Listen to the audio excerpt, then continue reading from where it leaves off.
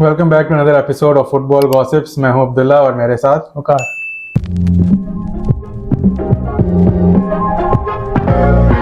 आज का topic Chelsea versus Man United.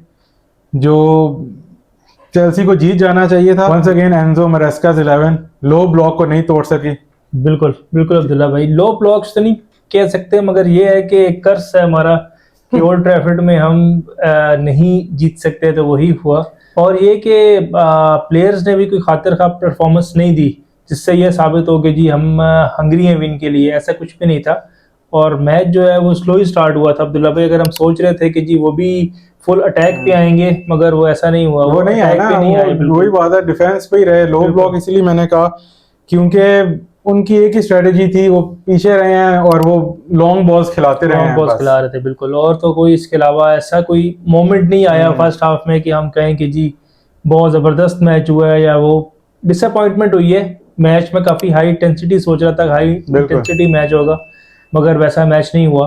और सेकेंडली ये कि जो फर्स्ट गोल हुआ है उनका मैनचेस्टर यूनाइटेड का, आप क्या फर्स्ट एंड कहते हैं, फर्स्ट एंड लास्ट लास्ट एक गोल जो हुआ है वो कैसे, आप क्या समराइज करते हैं, किसकी बिल्कुल। गलती है? वो डिफेंस की गलती है या हमारा जो सांचेज है उसकी गलती है? बिल्कुल, पहले तो वही बात है जो आप कहते हैं कि हम समझ रहे थे हाई इंटेंसिटी मैच होगा, लेकिन वही बात है याद था कि चेल्सी अगर हम ड्रॉप करेंगे वो नहीं हमें ब्रेक कर सकेंगे। बिल्कुल। जो पूरा मैच चेल्सी नहीं कर सकी टिल द एंड, तो वो बार बार लॉन्ग बॉल खिलाए जा रहे हैं हॉलैंड को और पूरे मैच में वो ब्लॉक होता रहा है, कहीं नजर नहीं आया। फोफाना कोल्वेस को रोकते रहे, गर्नाचो को, रीस जेम्स रोकता रहा है, लेकिन इन दी एंड उनका फिर प्लान कामयाब रहा। एक लॉन्ग बॉल आई जो मेरे ख्याल से फोफाना का मिस्टेक था, उसको वो जज कर लेनी चाहिए। आप एक वर्ल्ड रीनोन सेंटर बैक है, आप कैसे बीट हो गए इस तरह इतने आराम से?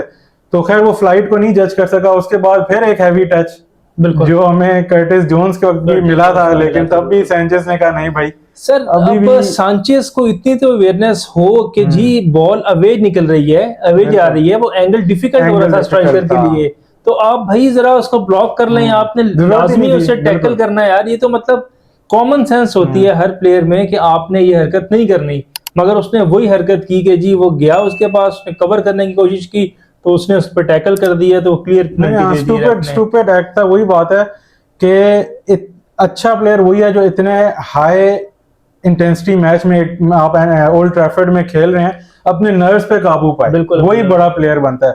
सैंचेज साहब वही बात है, डिसीजन मेकिंग उसकी बहुत पुअर है, पुअर जजमेंट है। वही आपने सही कहा है कि एंगल टाइट हो रहा था, जरूरत ही नहीं थी उसकी। वो अवे जा रहा है, बिल्कुल, वो अपने आप को सिर्फ बिग शो करता है नीज पे होके, तो आराम से वो एंगल रोक सकता था। उसके साथ और कोई मेन्यू का प्लेयर भी नहीं था, तो उसके लिए बड़ा डिफिकल्ट होता वहां से कट करना या वहां से अटेम्प्ट करना। मैक्सिमम एक कॉर्नर कंसीड कर सकता था वो, मगर ये है कि वहां से पेनल्टी देने से, तो आपको पता है कि सारा फर्स्ट गोल था ब्रूनो फर्नांडिस का, वो बड़ा खुश हो गया कि जी उनको पेनल्टी मिल गई है, उसका सीजन स्टार्ट हो गया, अब वो फॉर्म में आ जाएगा। बिल्कुल, और उसके वही बात है कि वो इतने एंड में हुआ कि फिर हमें कम जो हमारा जो गोल हुआ है वो बिल्कुल एक 1 in 100 कोई ऐसा गोल हो जाता है।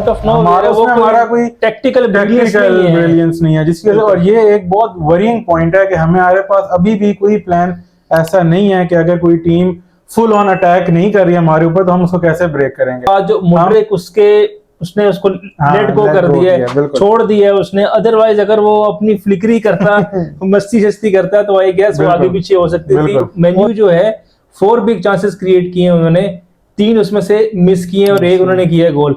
हमने सिर्फ 1 बिग चांस क्रिएट किया है और 1 ही मिस किया हमने। मतलब ये वरिंग साइन, हमारा अटैक अब एक्सपोज हो रहा है आस्ते आस्ते। बिल्कुल, हमारा अटैक वही सामने चीज आ गई कि हम बिल्कुल कोल पामर के इंडिविजुअल ब्रिलियंस पे रिलाय कर रहे हैं। जिस दिन कोल पामर चल जाता है हम 4 गोल कर रहे हैं, जिस दिन वो नहीं चल रहा तो आपके पास कोई और प्लान नहीं है। कोई ऐसा नहीं है जिसमें आपका नेटो ने बेहतरीन गेम किया मेरे मुताबिक, तो उसने क्योंकि जो उसका वर्क रेट था वो फुल एंड तक डिफेंसिवली भी ट्रैक बैक कर रहा है। बिल्कुल, ऑन दी अदर हैंड नोनी जो था कैसेमिरो उस पे तब भी किया था कि वो जो गर्नाचो के ऊपर, हाँ जी, वो ट्रैक बैक नहीं कर रहा, तो वो आराम से निकाल रहा था। बिल्कुल।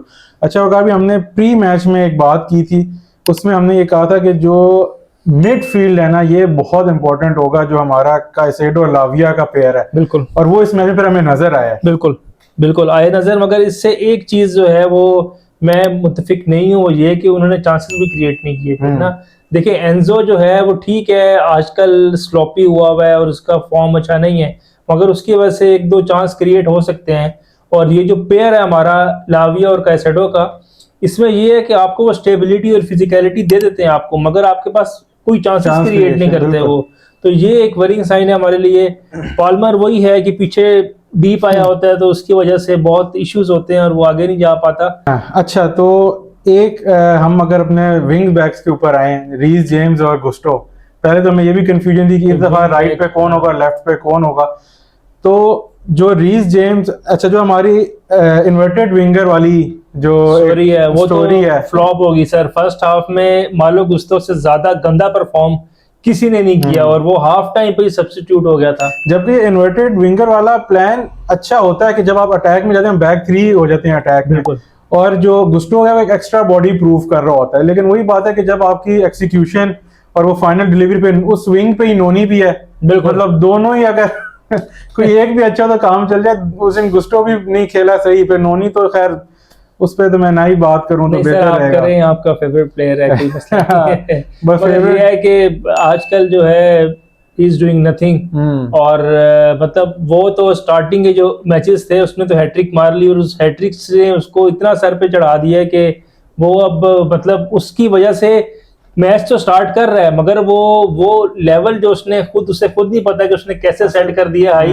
वो उसको मीट नहीं कर पा रहा। वही बात है, असल में हमारे right wing, pure right winger जो है ना वो ऐसा है भी नहीं हमारा। मतलब मुड्रिक तो लेफ्ट है, नेटो और सैंचो राइट पे खेलते हैं, उन्होंने पहले भी खेला हुआ है राइट पे, लेकिन they are naturally left wing पे खेलने वाले। तो प्योर राइट विंगर एक ही है। लेकिन अब मेरा आपसे ये क्वेश्चन यही है कि अब जो कमिंग गेम है प्रीमियर लीग में, जो हमारी कमिंग गेम है आर्सेनल के खिलाफ, उसमें राइट विंग पे क्या करना चाहिए? सर मेरा ये ख्याल है कि लेफ्ट विंग पे सांचो और राइट विंग पे नेटो ये लेके आ सकता है, मगर बीच में एक मिड मैच भी है हमारा, तो उसमें भी शायद लाइनअप शफल कर सकते हैं और सांचो को उसमें भी लेके आ सकता है। अगर तो सांचो ने मिड वीक मैच में स्टार्ट किया तो आई गेस वो नोनी मिडवेके के साथ ही आएगा, मगर मेरी प्रेफरेंस यही है कि आर्सेनल के अगेंस्ट वो सांचो और नेटो के साथ जाए। बिल्कुल, मेरा भी ये ख्याल है कि जहां उसने जब ये डिसीजन लिया था कि सैंचो को निकाल के नेटो को लेके आया था वो विंग पे, अब ये टाइम आ गया कि उसको ये डिसीजन भी ले लेना चाहिए कि नोनी को अब टीम ए से निकाल देना चाहिए। और वही बात है कि नेटो को राइट पे लेकिन वो इस टाइम जिस फॉर्म में जा रहा है और जितनी वो एफर्ट कर रहा है वो राइट को फिर भी मेरे ख्याल से वो और गुस्टो संभाल लेंगे। सैंचो जो है वो एक तो पेस भी लैक करता है उस एज कम्पेयर टू नेटो, तो उसको उसके नेचुरल पोजीशन लेफ्ट पे ही खिलाएं तो ज्यादा कंफर्टेबल होगा। ठीक है, और मेरा आपसे सवाल है कि कुकुरेया जो है कुकुरेया वो सर उसके लिए क्या आपकी एडवाइस है कि वो मतलब टीम में प्लेस नहीं बना पा रहा है, क्या इशू है, क्या गलती है उसकी? उसकी गलती नहीं है मेरे ख्याल से। टाइम जो गुस्टो और जेम्स है ना वो आउट परफॉर्म कर रहे हैं। मतलब जेम्स से हम मैं एटलीस्ट नहीं एक्सपेक्ट कर रहा था कि वो इतनी लंबी इंजरी के बाद आएगा और इतना परफॉर्म करेगा।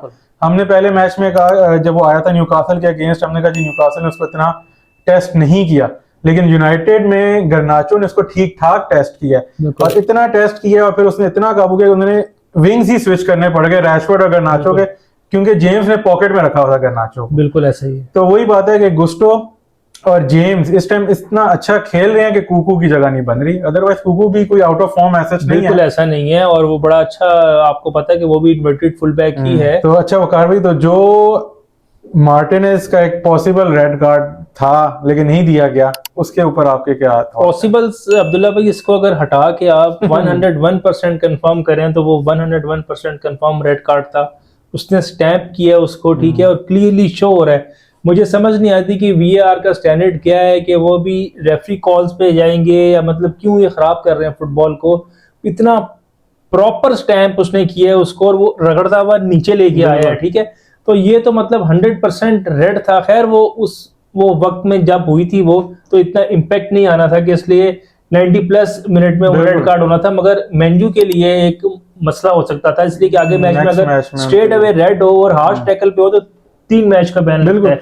नहीं, और ओवरऑल वही बात है कि वीआर का स्टैंडर्ड हम इस मैच में निकाल भी, तो वीआर की कुछ समझ नहीं लग रही होती कि उसका मकसद था कि इस तरह के डिसीजंस ना हो। सर ऑन फील्ड डिसीजन को ज्यादा वो मतलब जो आपका रेफ रेफरिंग कर रहा होता है, वो उसके मतलब ये कि उसका जो फैसला है उसी को बरकरार रखा जाए ताकि उसकी भी शान में गुस्ताखी ना हो। नहीं, अब वो कहते हैं कि जी बिल्कुल ही वीआर तब ओवरटर्न करेगा जब बहुत क्लियर एंड ऑब्वियस एरर हो। तो ये क्लियर एंड ऑब्वियस, अब वही मैं कह रहा हूँ कि अगर ये भी क्लियर एंड ऑब्वियस नहीं, तो फिर जिनको ये क्लियर एंड ऑब्वियस कहते हैं वो तो फिर बहुत ही कोई एक आध डिसीजन ऐसा होगा जिसमें रेफरी बिल्कुल ही अंधा हो जाए, उसको नजर ही ना आया, और वो मतलब ये क्लियर एंड ऑब्वियस ही तो था कि वो क्लियर एंड ऑब्वियस बिल्कुल स्टड्स फेसिंग अगर वो स्लाइड कर रहा है। हमें ये भी कंफर्म नहीं है कि वो आर्सेनल के मैच के लिए फिट है या नहीं है, स्कैन्स होने थे आज उसके। इन दी एंड ओवरऑल जो है कि इस रिजल्ट से आपके क्या है कि आप खुश हैं नहीं है? सर खुश सिर्फ इसलिए हो सकते हैं कि हम फोर्थ पे आ गए हैं फिफ्थ से, और टॉप 4 में हम जो है अभी हम